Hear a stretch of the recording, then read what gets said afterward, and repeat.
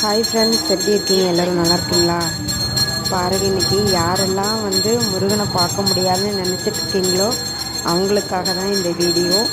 பாருங்கள், பாலபிஷேகம் எல்லா ஃப்ரெண்ட்ஸுக்காகவும் நான் வேண்டிக்கிட்டேன். எல்லாருமே நல்லா இருக்கணும் அப்படிங்கிற ஒரு நல்ல எண்ணத்தோடு தான் முருகன் கோயிலுக்கு போய் நான் இந்த வேண்டுதல் வச்சுருக்கேன்.